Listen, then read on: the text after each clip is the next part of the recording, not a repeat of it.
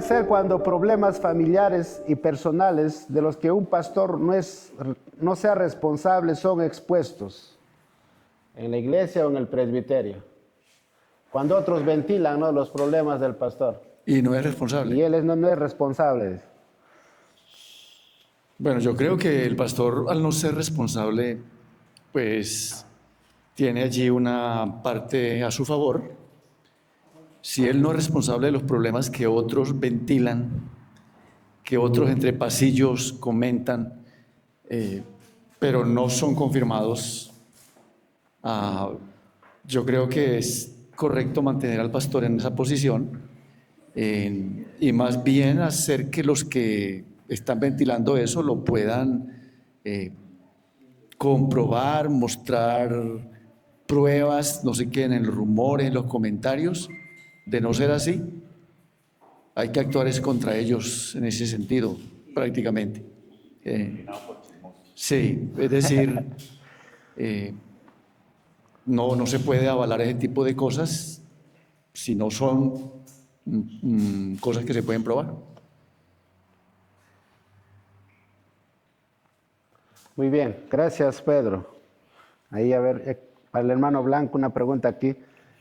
¿Existe el divorcio en la iglesia?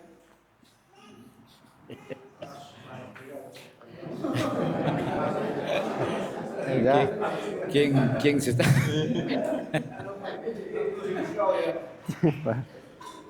Bien, hermano,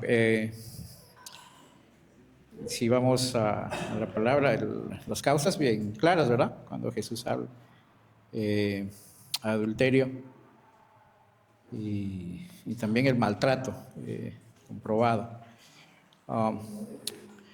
Fuera de eso, no. Pero es un casos muy delicados y ver de forma muy puntual, ¿verdad? ¿Qué hacer cuando el causal de divorcio, una de las parejas está en riesgo su vida, por ejemplo? Cómo actuar y cómo proceder en esos casos. Es bastante delicado estas situaciones, pero cuando hablan del texto y la palabra, adulterio comprobado, abandono de la pareja, creo que en esos casos sí se dan. Bien, eso es que puedo responder. Muy bien, gracias, hermano Blanco. Si alguien también pudiera, de los panelistas, agregar algo, complementar al tema. A lo que ha mencionado. Sí, Blanco. ¿Quieres arrancar tú? Hermanos, este es un tema que no se puede responder así en 5 minutos ni nada de eso, porque hay divorcios y divorcios y la situación puede complejizarse, ¿no? Lo que está mencionando el pastor Blanco son los causales bíblicos de una situación que debería ser altamente excepcional, porque incluso cuando ha habido adulterio, lo que esperaría Dios de la persona afectada es que perdone, si es que hay una auténtica solicitud de perdón de la otra parte, ¿no?, bajo el modelo de Cristo, porque si Cristo es capaz de perdonarnos a nosotros cualquier pecado, nosotros supuestamente deberíamos de ser capaces de perdonar también si es que hay un arrepentimiento sincero, ¿no? Entonces, digamos, el divorcio es la situación más extrema en el tratamiento de una situación de este tipo. Entonces, acá hay muchas cosas por las cuales hablar, ¿no? O sea, y la cosa se puede complejizar en situaciones que van más allá del adulterio y más allá del maltrato, que es una forma de abandono, porque esos son los dos causales, ¿no? Están bien mencionados, ¿no es cierto? Es adulterio y abandono, que es lo que menciona la Biblia, siendo que el maltrato es una forma de abandono, ¿no? Porque uno está abandonando el cuidado de la persona y más bien, en lugar de cuidarla, le está maltratando físicamente. Pero hay tantas otras situaciones que no, qué sé yo, se me ocurre pensar en estos momentos, por ahí vi algún video que se hablaba de una situación en la cual una mujer, para que, cansada del esposo, y ojo, en el ámbito cristiano, cansada del esposo, no sabía cómo divorciarse, le habían enseñado mucho el asunto de que si es que alguien comete adulterio, esa persona es la culpable y la otra persona puede divorciarse. Le hizo una trampa al esposo. Es decir, contrató a una mujer para que le esté seduciendo, buscándolo al esposo, ¿no es cierto? Una mujer muy atractiva, o sea, provocando la tentación. Y eso le añadía que ella no tenía relaciones con él. Entonces, sabiendo que el esposo tenía un periodo largo de abstinencia sexual, ¿no? Y le pagó a otra mujer, ¿no? De estas mujeres que trabajan en la calle para que esté detrás del esposo, y el hombre cayó. Entonces, una vez que cayó, dijo, miren, ya acá tengo las pruebas, me divorcio. O sea, la cosa puede, hay casos y casos, ¿no? Por los cuales uno podría hacer larga la discusión, pero me parece que lo más importante al tratar de elaborar una respuesta es hacer énfasis por el lado del ejemplo de Cristo.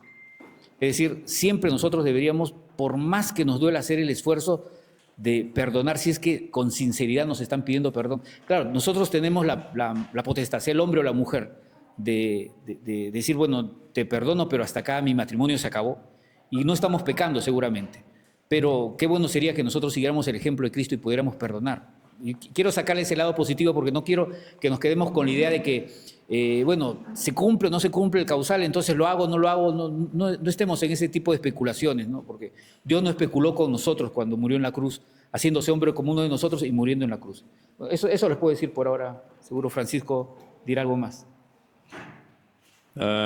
Sí, bueno, sobre el divorcio y el matrimonio y el nuevo matrimonio hay por lo menos 4 posiciones básicas que se han esgrimido a lo largo de la historia en el mundo cristiano. La primera es, por supuesto, el matrimonio, y es, como dirían algunos de manera muy irónica, cadena perpetua, ¿no? O sea, ya una vez que te casaste, y ya, hasta que tengas canas verdes o de cualquier otro color. Eso es uno.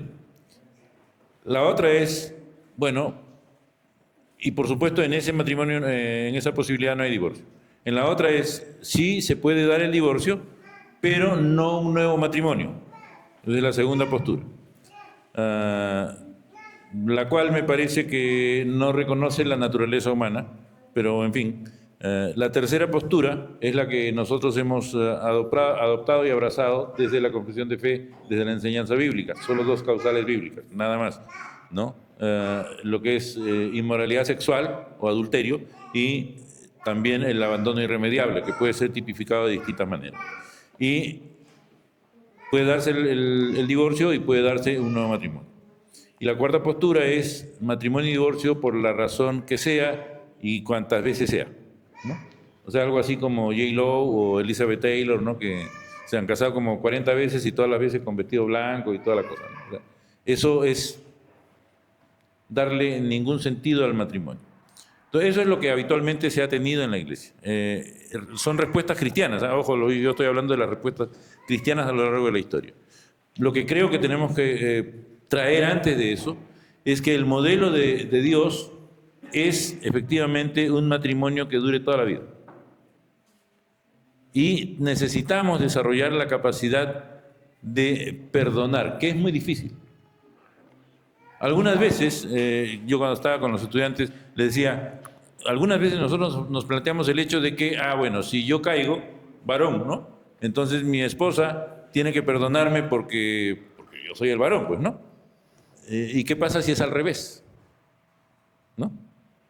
Es decir, si yo estoy pensando que a mí me tienen que perdonar si es que yo cometo algún acto de infidelidad, tendría que estar dispuesto a pensar también que si es el caso contrario, es decir, mi esposa comete un acto de infidelidad, yo tendría que estar dispuesto también a perdonarle, así como esperaría que ella me perdone, ¿no?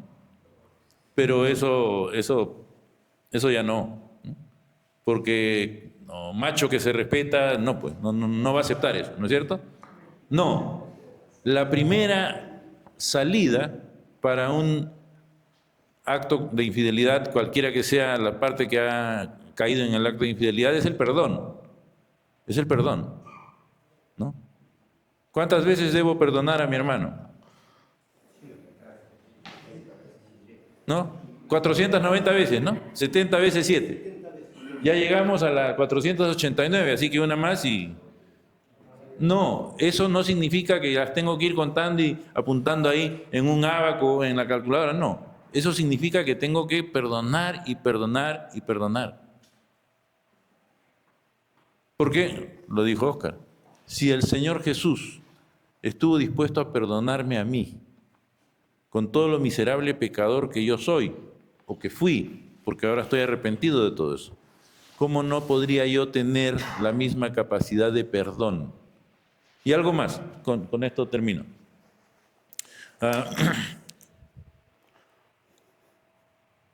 Efesios 5, ¿se acuerdan de Efesios 5? ¿No es cierto?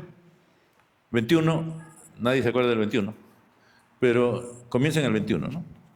Someteos unos a otros, ¿no? Pero después, cuando dice, ¿qué cosa? Maridos, amad a vuestras mujeres, creo que lo mencionó Pedro ayer, ¿no? Así como Cristo amó a la iglesia. ¿Cómo amó Cristo a la iglesia? ¿Cómo amó Cristo a la iglesia? Se quedó mirando de lejos. Y dijo, bueno, que pase por ahí. No, ¿qué hizo el Señor Jesús? Llegó hasta la cruz. Maridos, amad a vuestras mujeres así como Cristo amó a la iglesia. Yo cuando algunas veces me piden darle charlas a los que se van a casar, les digo, bueno, no sé si van a estar de acuerdo conmigo después, ¿no? Porque yo les pregunto, ¿estás dispuesto a morir por tu esposa? Ese es el amor de Cristo por su iglesia, ¿eh? Ese es el amor de Cristo por su iglesia. Y hay una cosa muy curiosa.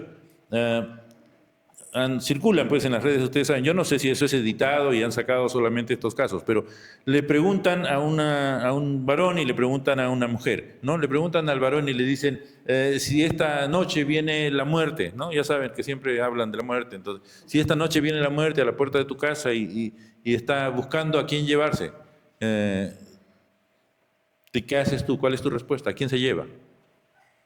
Indefectiblemente todos los varones que fueron consultados ahí dijeron a mí. ¿Qué pasó cuando le preguntaron a las mujeres? Le dieron la razón. Que se lleven a él. Que se lleven a él. Una cosa curiosa. Una cosa curiosa. Pero, otra vez, esa puede ser la manera en que quieren resolver el divorcio, ¿no? Esas son, les dije, las 4 formas habituales, pero les dije también cuál es el modelo de Dios. Y el modelo de Dios tiene que ver con el perdón. Eso es lo que necesitamos nosotros. Muy bien, gracias. Permítame 2 cositas, hermano. La primera, cuando nos casamos en el altar, no sé si fuimos lo suficientemente conscientes de lo que allí pasó. Yo a veces pienso que no. Y hay una parte donde dice, bueno, en las buenas y en las malas, pero a nadie le pasa por la mente que yo crea, pues, que yo pienso, a nadie le pasa por la mente qué es ese concepto de las buenas y las malas. Parece que el divorcio está como exento de ese concepto. Parece que no fuera parte de las malas que llega a esa pareja. Pero como llegamos cargados de ilusiones allá, decimos que sí y no hay problema. Lo segundo que quiero mencionar, a mí me parece que es tan sencillo. El diseño de Dios nunca incluyó eso. Y cuando le interrogan sobre el asunto, pues él dice, pues por la dureza del corazón. Moisés les permitió eso, pero en el principio no fue así. Entonces, ¿qué forma el corazón? ¿Qué nos discipula? ¿Qué nos moldea? ¿El diseño inicial desde el Señor, de Dios? ¿O lo que es producto de la dureza del corazón?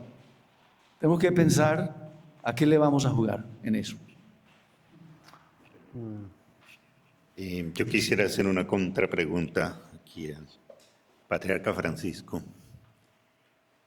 Aprovechando de lo que algunos señalan como debilidades de los presbiterianos y nos dicen que somos adictos a los documentos y somos adictos a las comisiones. Sobre todo cuando tenemos un problema grande, formamos una comisión. Para no hacer nada. Sí. Y al año siguiente, la siguiente asamblea, se pide un informe de esa comisión y resulta que esa comisión había formado una subcomisión y total que nadie lo hizo. Pero bueno, mi pregunta es, tu respuesta ha sido la pregunta de un profesor, un docente. Estas son las opciones que existen en el ámbito cristiano. La pregunta. ¿La IEPRP tiene algún documento donde se diga cuál es la opción que la denominación adopta? Solo es lo que dice la Confesión de Fe. Y en la confesión de fe está. Se habla de dos cosas, inmoralidad sexual o adulterio y abandono irremediable. Entonces sí. Entonces sí está en un documento, está en la confesión de fe. Gracias. Bien.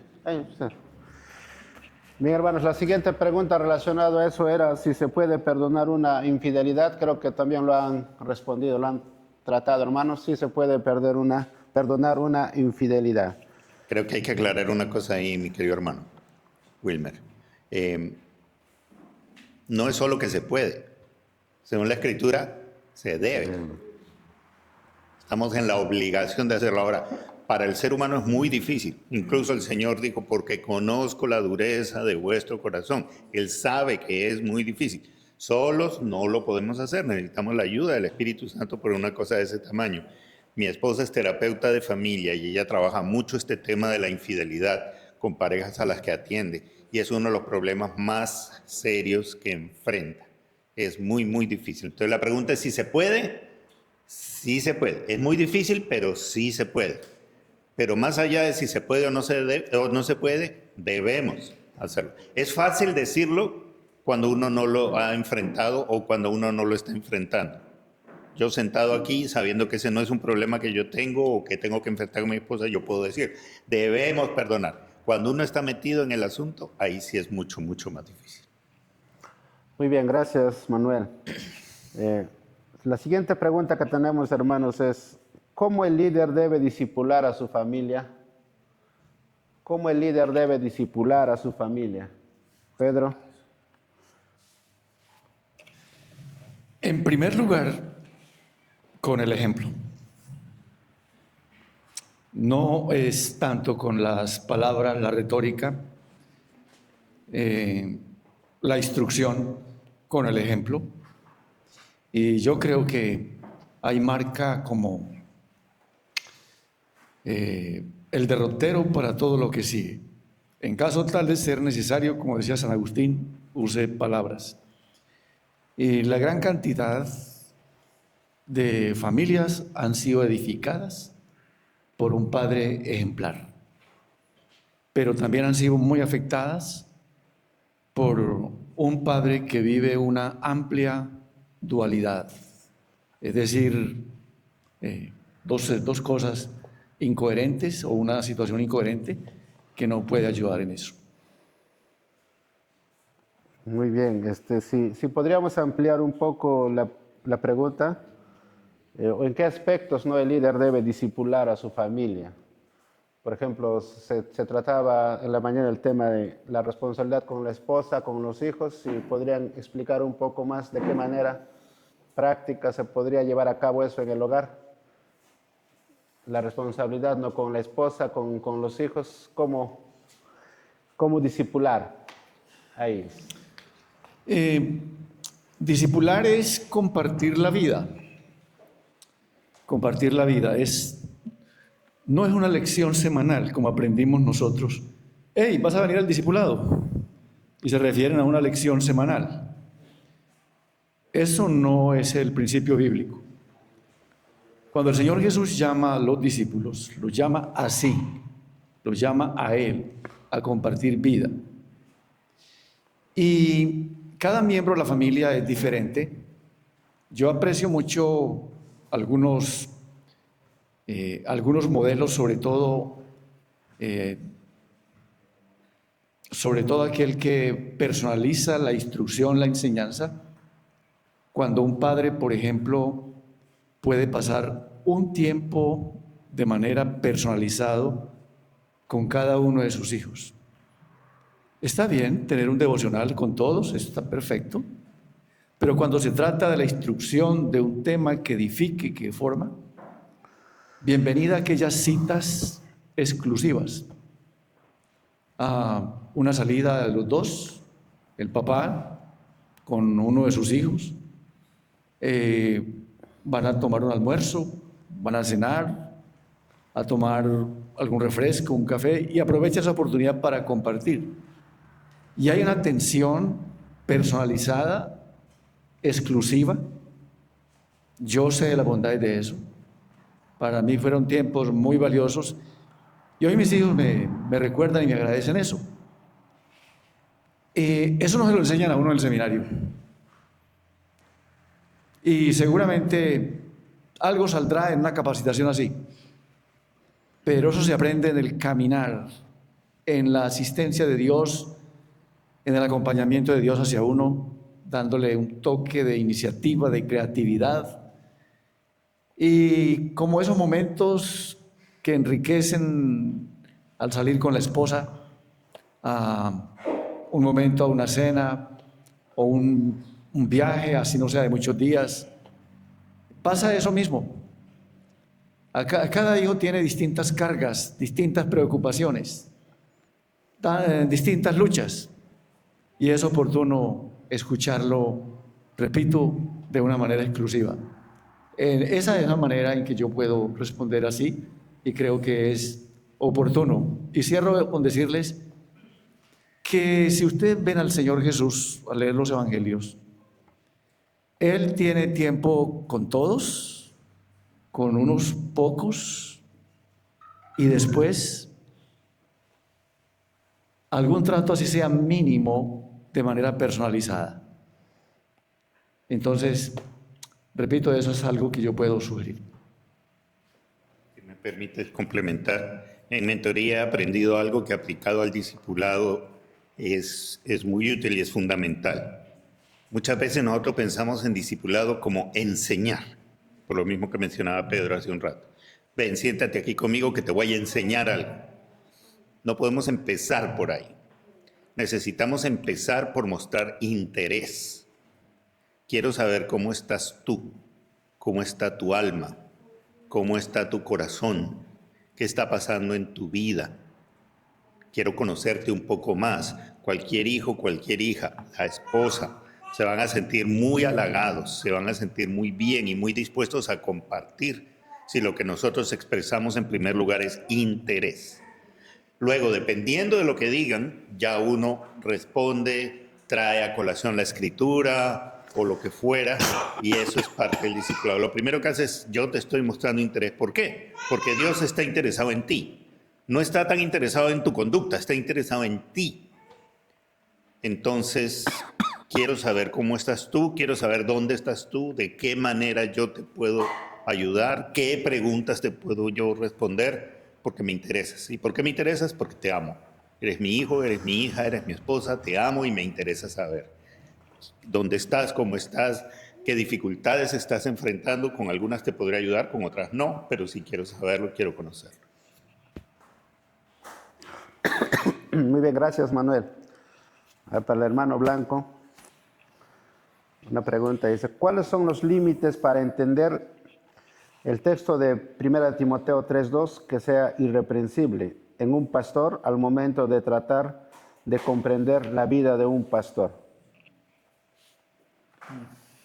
¿Cuáles son los límites para entender la palabra que sea irreprensible, ¿no?, en la vida de un pastor, según 1 Timoteo 3:2? Yo creo que la vida de uno es vista por nuestros hermanos y por los que están alrededor nuestro. Pablo apelaba a que su vida era testimonio, en la cual él mostraba todo el recorrido que él hacía en su ministerio. Mostrarse irreprensible no es mostrarse invulnerable, ¿verdad? A veces podemos irnos a ese lado que soy perfecto, no tengo nada por la cual me puedan cuestionar y lo puedo todo. Pero el límite va a estar en someterse como ser humano al Señor. Y depender de Él total y plenamente, porque como seres humanos somos débiles, cometemos errores, no somos perfectos, y ser irreprensible es en esos momentos siempre ir recurrir a Cristo, ¿no? Y arrepentirse de lo que somos o de lo que hemos hecho. Bien, eso es lo que puedo responder. Muy bien, gracias. ¿Alguien quisiera complementar? Manos. No es perfección. Cuando la palabra apunta a eso de irreprensible, no es perfección. Apunta a un ministro que no tenga señalamientos que se puedan comprobar. Así es. Muy bien, gracias. Pastor Francisco, ¿un pastor divorciado puede ejercer el ministerio pastoral?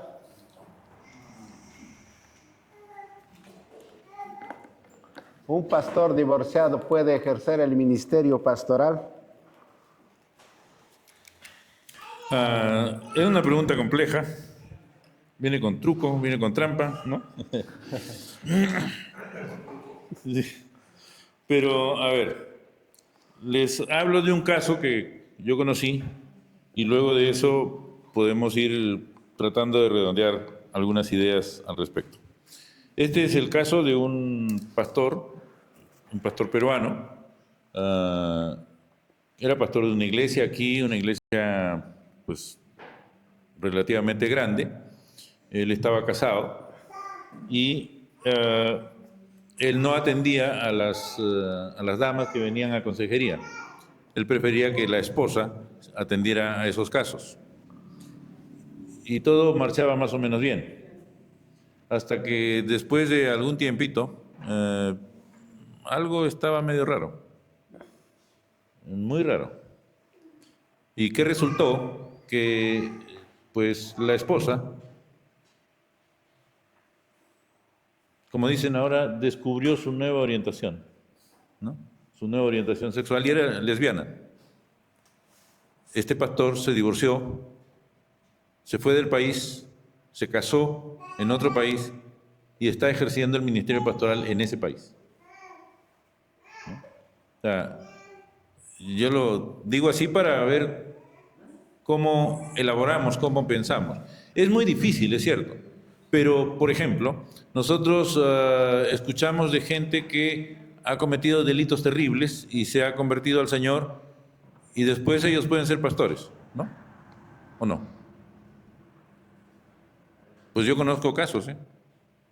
Cuando yo estaba colaborando en aquellas épocas con la ASECAP, ustedes no saben seguramente, es la Asociación Cruzada Evangélica Carcelaria del Perú, ASECAP, ¿no? Y ahí había de todo tipo de personas, yo colaboraba con ellos también. Y varios de ellos habían cometido delitos terribles. Y el Señor los tocó y llegaron a ser luego pastores. Entonces, mi pregunta es, poniendo el caso primero y poniendo esto ahora, si aquellos que han cometido delitos terribles, hasta homicidios, pueden llegar a ser pastores, podrían, no estoy respondiendo yo, ya lo sé de manera directa, ¿podrían los divorciados y vueltos a casar o divorciados simplemente ejercer algún ministerio pastoral? Lo digo para que pensemos. ¿Ah? ¿Perdón? No está ni en la Constitución, ni en el reglamento, ni en estatutos. No, eso es casuística. No está. No. Eso sí no está en ningún documento. Eso es casuística.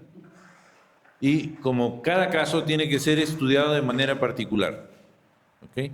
Depende, supongo yo, para considerar el tema de un pastor divorciado que se vuelve a casar, supongo yo que tendría que verse, por ejemplo, quién fue el causante del divorcio, por ejemplo, ¿no? ¿Fue él o fue ella? ¿No? Si fue él, tiene un punto en contra, ¿no es cierto? Creo yo. Si fue ella, bueno, él está libre, como digamos el caso primero que les mencioné, la esposa se hizo lesbiana. Él no es responsable de eso, ¿no? Él no es responsable de eso. Entonces él quedaba en libertad, vamos a decir. Es caso complejo, es muy complejo. y cada caso tiene que ser estudiado de manera particular. Es difícil, ya digo, sobre todo si aunque igual digo siempre, cuando hay un divorcio no es solo culpa de uno, es culpa de los dos, porque un matrimonio es de dos personas, no es de uno solo, ¿no? Siempre que hay un divorcio, los dos tienen algún grado de responsabilidad. Uno la tiene más y el otro la tiene menos, no importa, pero ambos son responsables, porque un matrimonio consta de dos personas. Ayer hablamos algo de eso, ¿no? Hoy día no sé ya ni cuándo hablamos. O sea, eso es lo que uno tiene que pensar. Entonces, para tratar de responder sin rehuir esa pregunta, dependerá de los casos, y cada caso tiene que ser estudiado de manera particular. Ya digo, si él fue el causante del divorcio, el que tuvo la mayor parte de responsabilidad en el divorcio, tendría que pensarlo un poco más a que si él no fue responsable tan comprometido en el divorcio, porque otras circunstancias fueron las que llevaron a eso. O sea, tendría que verse en cada caso en particular. Sobre eso no hay legislación, sobre eso no hay un dato bíblico, sobre eso no hay un dato confesional, no hay nada de eso. Entonces tenemos que verlo en el momento que se presente, si se presentara. Muy bien, gracias, Pastor Francisco. Si alguien quiere complementar también, está bien ahí. ¿No? Está claro. Muy bien, siguiente pregunta. Quizás no significa que esté claro, no queremos complicar más la situación. Muy bien. Está bien, para no complicar, queda ahí. Para no complicar más, ahí... Muy bien, Pastor Oscar Jo, ¿qué pasa con el pastor si sus hijos y su esposa no van a la iglesia? ¿Ya? ¿Qué pasa con el pastor si sus hijos y su esposa no van a la iglesia? Bueno, allí también hay una serie de posibilidades. Por ejemplo, comencemos por los hijos. Si los hijos son adultos ya, uno no tiene ya potestad sobre los hijos, sobre todo si están completamente independientes, o sea, ellos tienen que responder por sí mismos. Entonces la iglesia debería ser también comprensiva en ese sentido, porque sí ocurre entre nosotros que hay mucho estar mirando. Aún los hijos yo he visto casos de 40 y tantos años y están, no, que su hijo está haciendo esto, no puede ser pastor porque su hijo está haciendo tal otro. Pero el hijo ya es otra persona, ¿no? Ahora, en el caso de que sean niños, claro, uno tendría ahí que conversar con el pastor qué está ocurriendo allí, porque los niños deberían de estar asistiendo a la iglesia, ¿no? O sea, a no ser que haya un asunto que tenga que ver con enfermedad o alguna otra situación ahí más compleja, qué sé yo, ¿no? Ahora, en el caso de la esposa, se entiende que la esposa debe acompañar al pastor, pero también acá tenemos esto nos lleva a otras situaciones, ¿no? Porque a veces esperamos de la esposa trabajo para el cual ella no necesariamente está llamada, ¿no? Porque nosotros a veces también hacemos lo que hacen los pentecostales, llamamos a la esposa del pastor la pastora. Pero ella no tiene por qué tener necesariamente un llamado pastoral ni atender, ¿cierto? Ni tiene por qué ocupar cargos necesariamente. Entonces, que la esposa no asista también, habrá también una serie de causas, de excepciones, qué sé yo.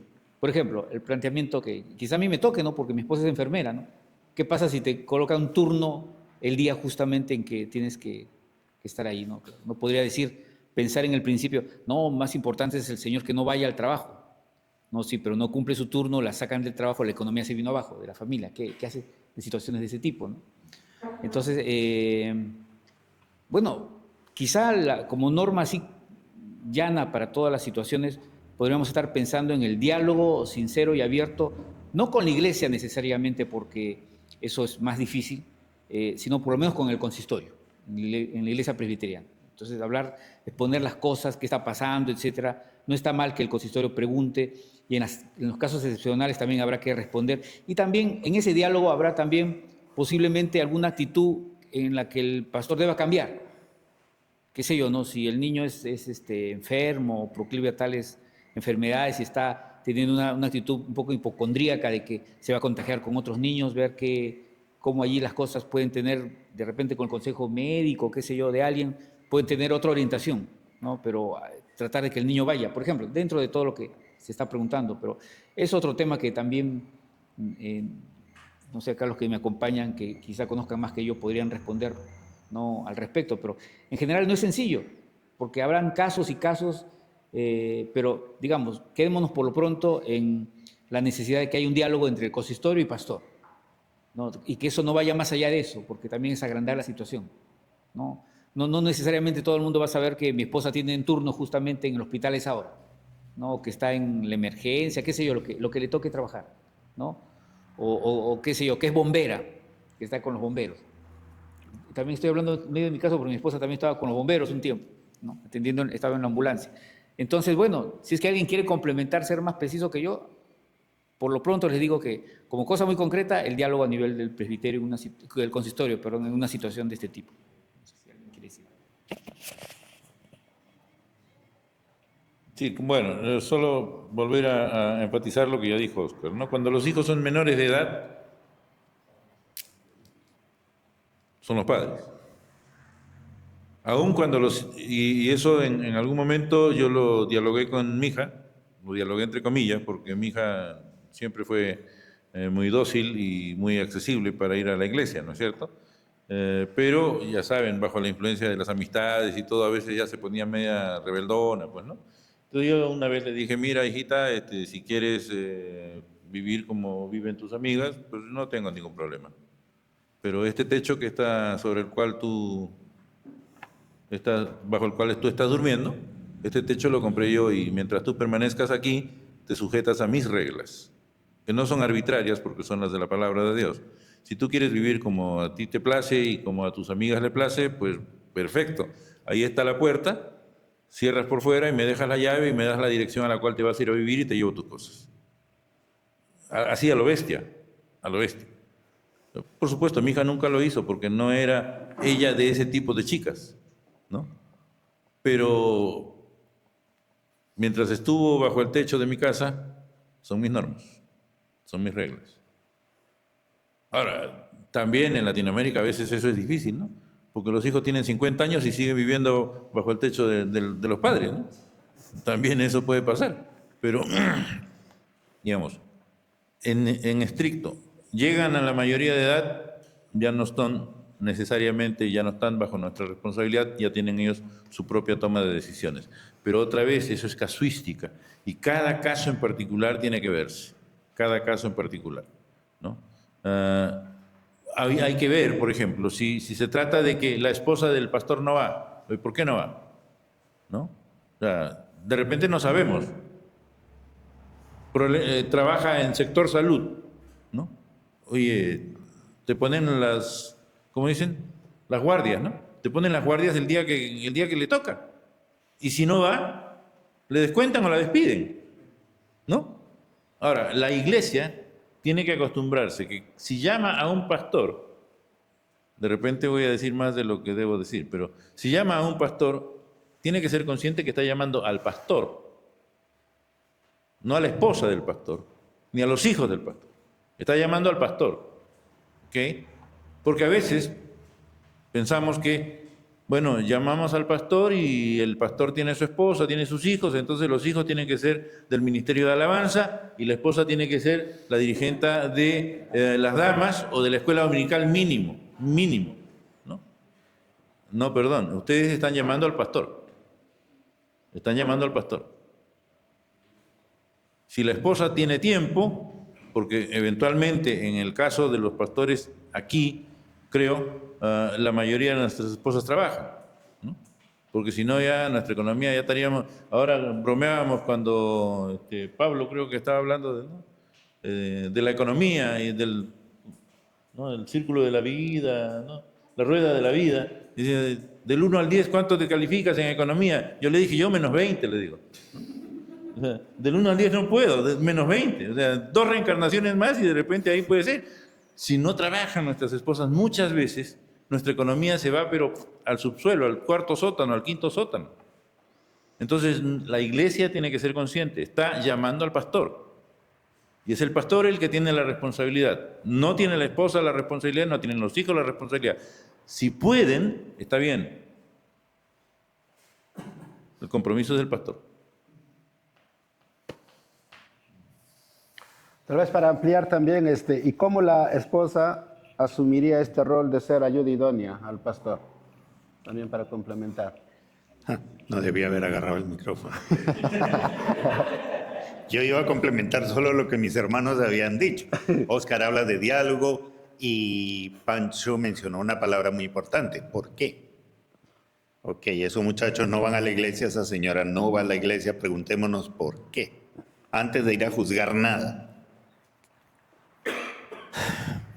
Yo le pregunté eso a la esposa de un pastor y me dijo, yo no quiero pisar la iglesia porque esa iglesia es la otra con la que me engaña mi marido. La iglesia me robó a mi esposo, yo no quiero saber nada con la iglesia. O los hijos, lo que decía también Pancho, le ponen obligaciones de que ellos tienen que decir cosas o hacer cosas o no, porque son los hijos del pastor, en vez de ser niños comunes y corrientes.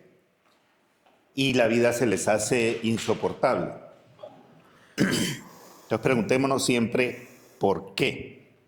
Muchas veces la iglesia es culpable de haber puesto tanta presión, de haber ejercido ya sea presión social o de haber sido muy antipáticos con la esposa o con los hijos y los ha ahuyentado, los ha espantado. Entonces es algo que necesitamos siempre saber. Y el tema de la casuística es importante. Cada caso es único, cada caso es especial. Y eso le puede dar la oportunidad al pastor de preguntarle a la esposa o de preguntarle a los hijos, ¿por qué no quieres ir a la iglesia? Quiero saber qué hay en ti, qué está pasando por tu cabeza, qué estás sintiendo. Yo quiero saber, esa es una oportunidad preciosa. Pero por otro lado, también es una oportunidad para el consistorio preguntarle al pastor, ¿qué pasó?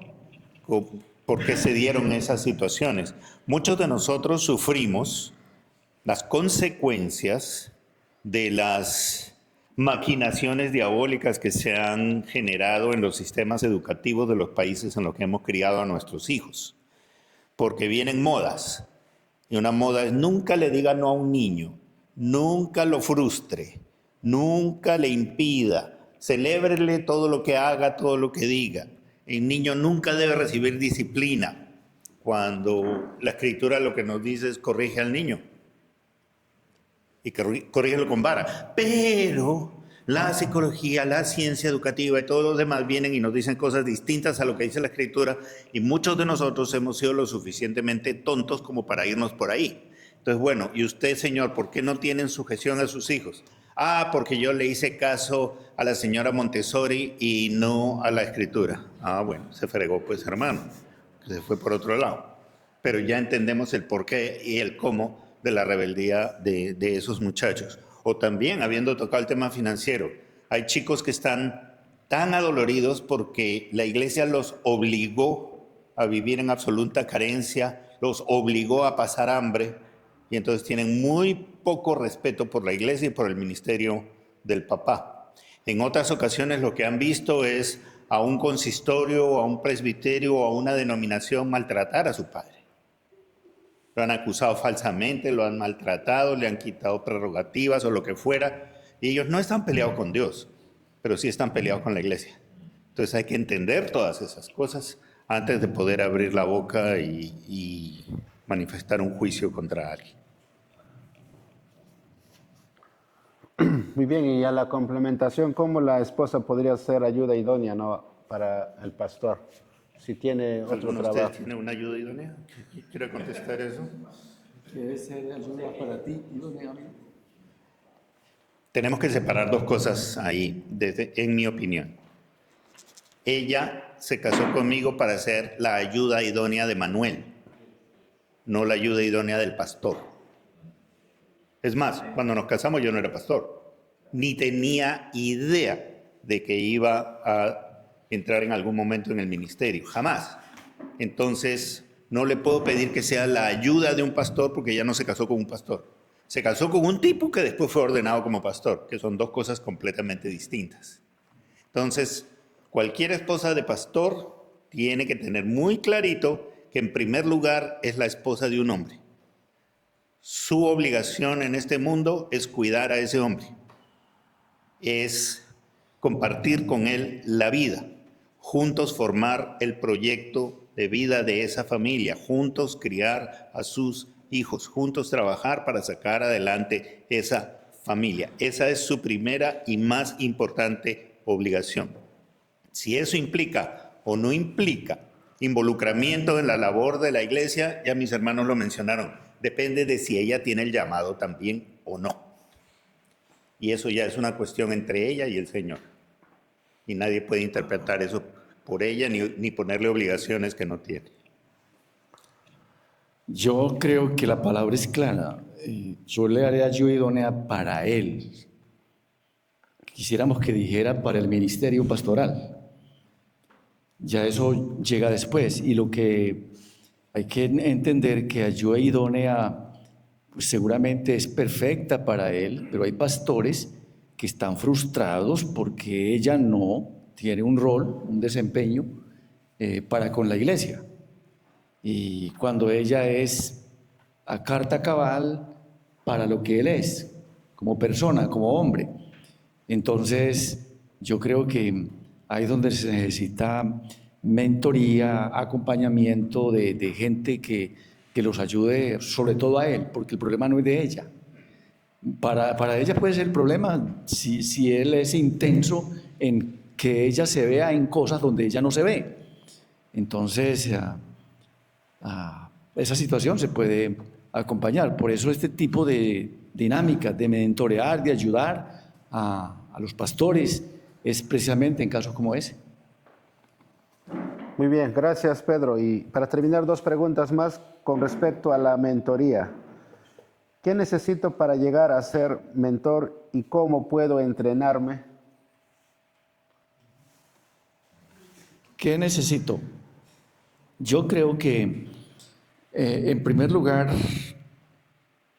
darme cuenta que cuando la palabra del Señor dice, acuérdense de quienes los guiaron, acuérdense de los pastores y consideren cuál haya sido el resultado de su conducta, imitad su fe, es un llamado a hacer lo mismo, a mentorear, a discipular.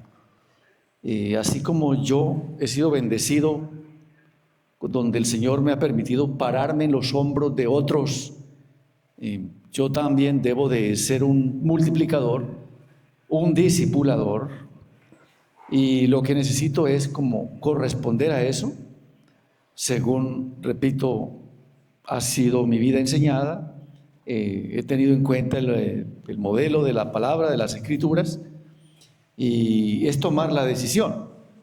La definición de mentorlín, de mentoreo, dice que es tomar la iniciativa de unirse a la trayectoria de alguien.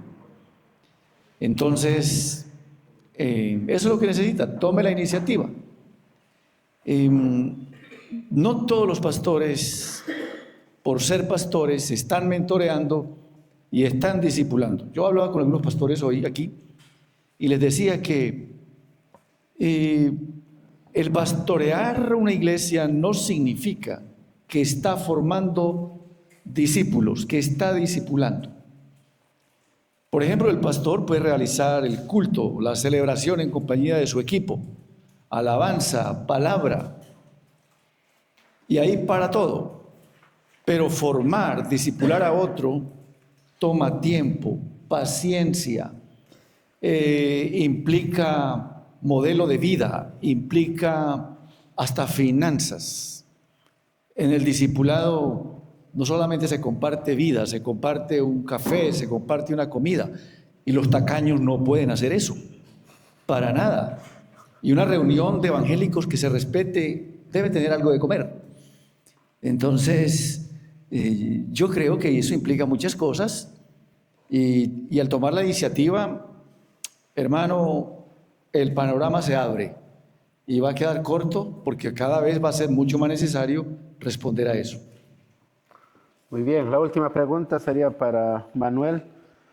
¿Cómo sería una sesión de mentoreo y cuál sería su frecuencia de estas sesiones? La frecuencia varía mucho de la necesidad y la disponibilidad de la persona a la que uno está mentoreando y de la nuestra también, porque si llega alguien y me dice, mira, quiero que tú seas mi mentor y que nos encontremos 2 veces al día, pues yo no tengo ni las ganas, ni la disposición, ni la disponibilidad del tiempo para encontrarme con nadie 2 veces al día.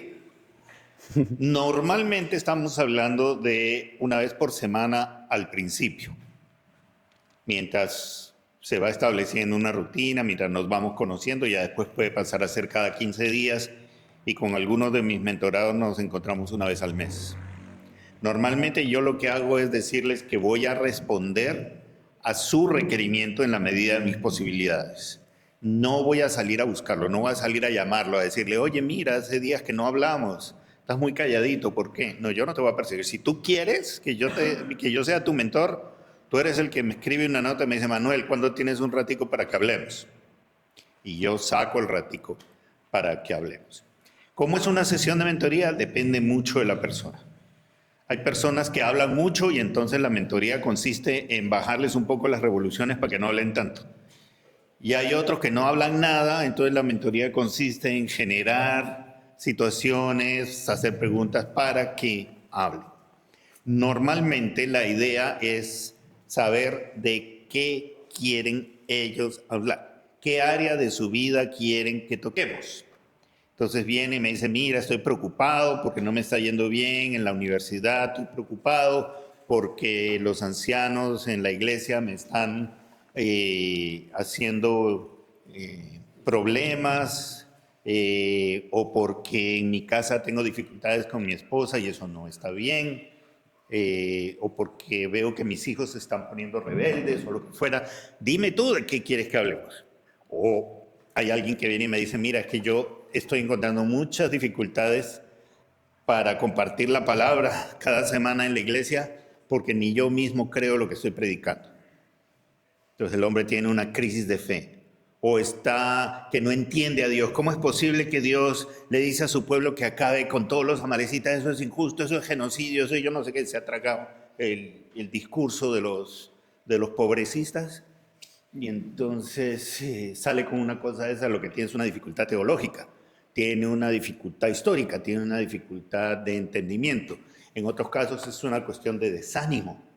Está triste, no tiene energías, no tiene ganas de nada, pues entonces hay que explorar cómo está el tema de su vida espiritual, de su vida de oración, etcétera, etcétera. Todo depende de la persona con la que uno está trabajando, con la persona que uno tiene al frente. Esto no se puede industrializar porque las personas son distintas. Tenemos que recordar siempre que la persona que tenemos ahí adelante es uno de los corderos amados de nuestro Señor y que por lo tanto merece todo el respeto, toda la honra, toda la dignidad, todo el esfuerzo que podamos hacer para servirle de la mejor manera posible. Pedro, ¿me amas? Señor, sabes que te amo. Alimenta a mis corderos. Cuida a mis ovejas. Si amamos al Señor que decimos amar, tenemos que ser sumamente cuidadosos con estas personas. Entonces, más que preocuparme de que cómo voy a ser yo mentor, la preocupación y la pregunta es cómo puedo bendecir a esta persona en este tiempo que vamos a tener juntos ahora. Bueno, ¿quieres complementar algo ahí? Ya. Muy bien, hermanos, esas son todas las preguntas. Espero que haya sido de bendición y haya aclarado también nuestras dudas. Siendo las 10:01, vamos a terminar esta sesión, este foro. Qué puntualidad. Sí. Exacto. Felicitaciones, moderador.